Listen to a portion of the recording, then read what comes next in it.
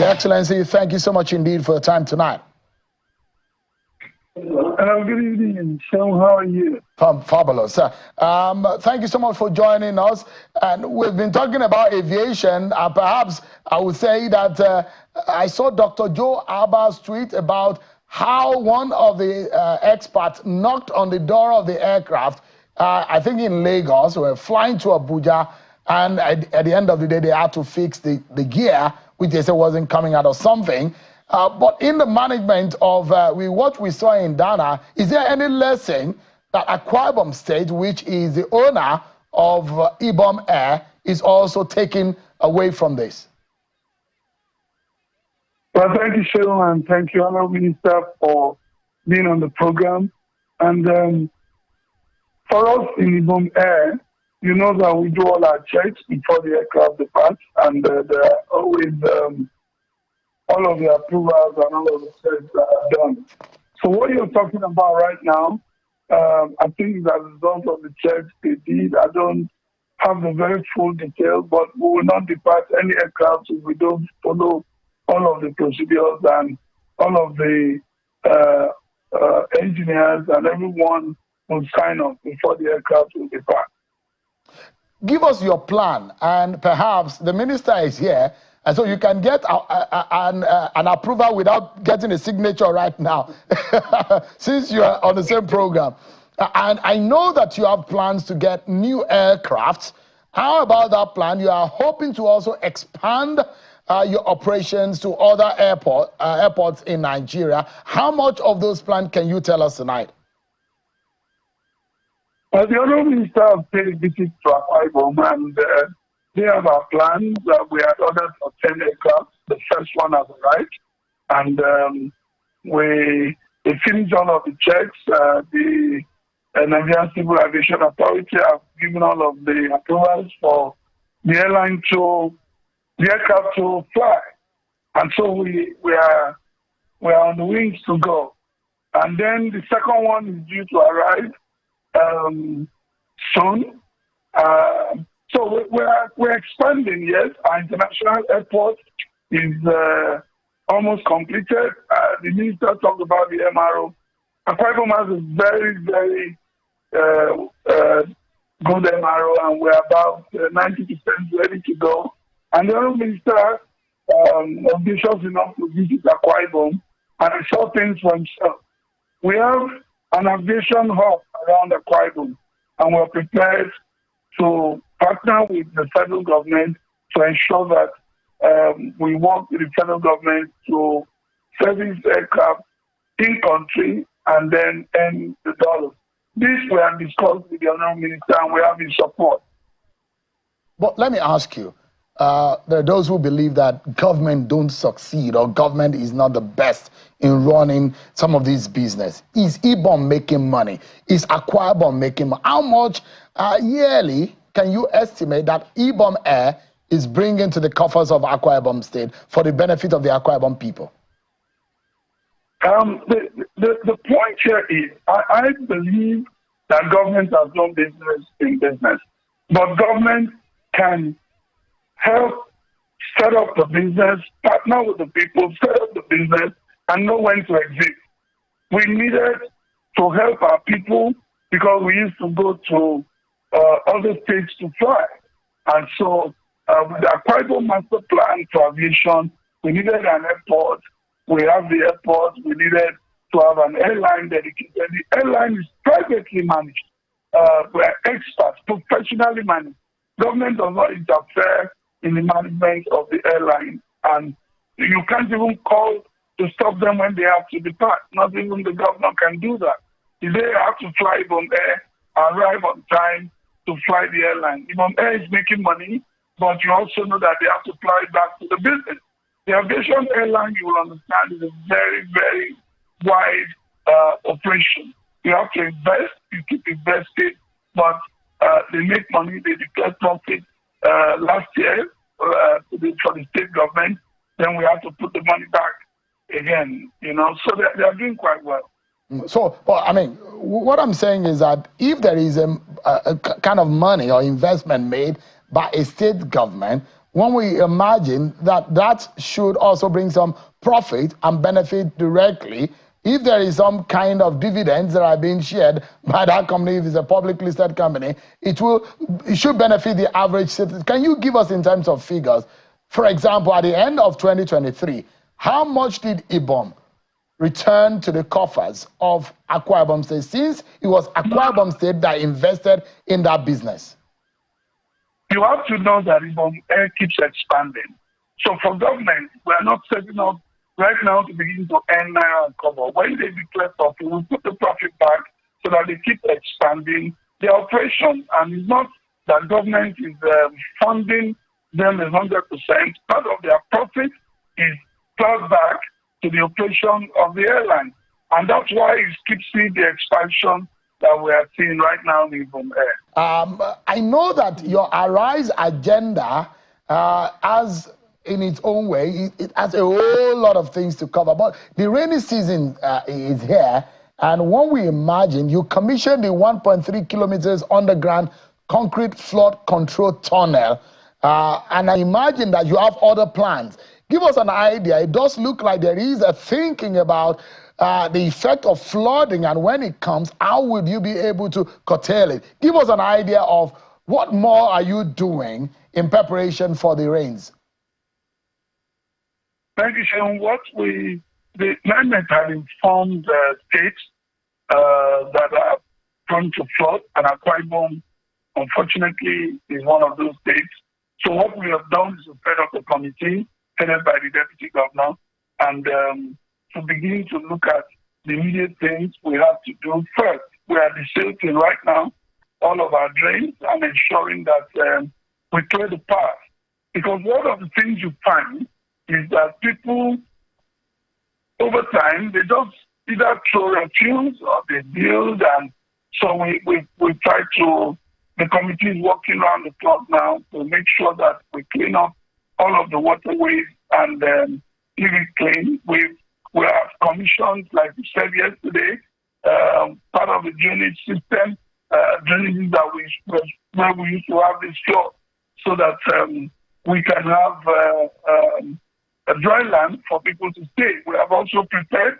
There will be need for evacuation of some areas, and so we are preparing a proper evacuation plan where the people will be, what the government will do at the time. Thank God there is a long time warning, and so it gets us to work ahead of time. And I'm confident that we will be able to manage the situation as it will occur. Give us an understanding of human capital development, because if you talk about Akwa Ibom people, there is a concept of hospitality that comes into the Ekaite concept of how hospitable people are, a craft of how they're good with catering and hospitality. But there are those who will say how much of that human capital has been able to be harnessed.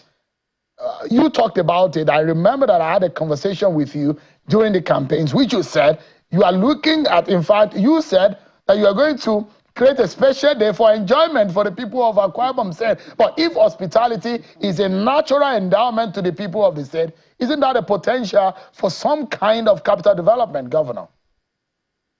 Akwa Ibom is a happy people. We're a happy state. And happiness for us comes naturally because of who we are. But the truth is that we train our people. We are developing capacity. We have Ibom Leadership Training Academy, and they are training a lot of human resource. They are scaling entrepreneurship. They are in several areas, whether it is hospitality, whether it is entrepreneurship. We're doing all of that, and within the month of May, we're supporting those businesses slowly as we train them. We give them support to continue to develop their businesses. That's what we're doing as a state. And again, we are opening up our Dakada Skill Acquisition Center, which is a world-class facility to be able to train our youth so that they can become skilled in several areas, agriculture, carpentry, tailoring, all of this. The Jakarta Skill Acquisition Center is huge. And I visited the other day just to ensure that everything is in place. We are partnering with the University of Lagos to ensure that they give us that curriculum that will help our people to be skilled. And that's what we are doing as a state at the moment. We expect that school should be able to take in about 5,000 people at a go. And everything is set to go. There are those who will say that what you are doing, maybe because you are a pastor too, that the manner in which you are aligning forces across political lines in the state is getting some applause from those who are watching on the sideline, who will say that it looks like you have this agenda to unify the people and to unite the people of the state. Is that deliberate or is just a natural tendency? Do you have a deliberate action in uniting the people across party lines? Well, it is said that united we stand, divided we fall. I think, for me, you also mentioned the role of the pastor, in my opinion, is to be a peacemaker. We will not gain anything from using political platforms to fight each other. Politics, for now, is done. We're doing governance, and you need everyone to be on board. You need all of our people. Our Ibom is blessed with talent, with people, and key political stakeholders. Senate president is there. The minister is there. We have all of the people. So what we think we can do to benefit is to come together and have a synergy, pursue the goals that will help our people to benefit from democracy. They didn't send us here to come and start fighting each other, abusing each other. So we need to come together first as a people. We belong to different political parties, but for the moment, can we play down politics? Can we work together? Can we harness our ideas? And that's what I really want to see. Governor, yeah, those who will say that you just look like you are doing that in Akwa Ibom State, but you are not doing as much in your party at the national level. Your party seems to be in a political disarray. The other day you were very quiet. I saw you calmly seated in the back. So you're looking at it from the outside. We just finished our next meeting, and you saw that everything went smoothly. So I don't know where the disarray is coming from as a party, at the national level. The party, in my opinion, is doing okay, and we're planning to go for congresses. I've not sensed any crack in the party. The major stakeholders of the party and critical stakeholders were all there, and I don't think we have a problem. To be honest with you, I don't think so. How I would like us to anchor is there seems to be some more money coming from the center to the states. The Tinubu government seems to be, since the last few months, the FAC allocation seems to have increased. But the question that a lot of people will ask is, what are you and your colleagues using these monies for? Is it realizing in the lives and the quality of lives of the people of the state? And in that sense, which I think I have 60 seconds left, if you can tell us how much of increase that you have given to the people of Akwa Ibom State in terms of economic development.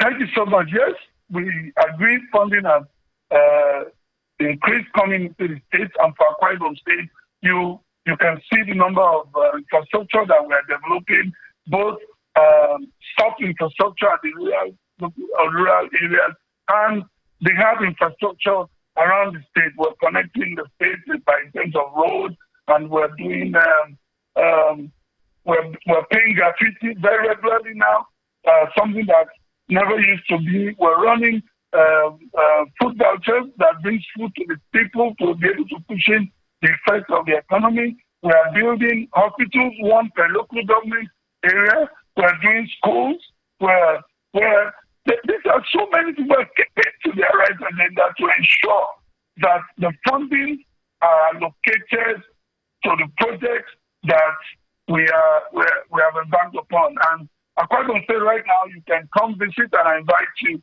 You'll see that it's a whole construction site in all the local governments in this state. There is no one local government that we don't have a road passed through it, that we don't have a project going on right now all across the state.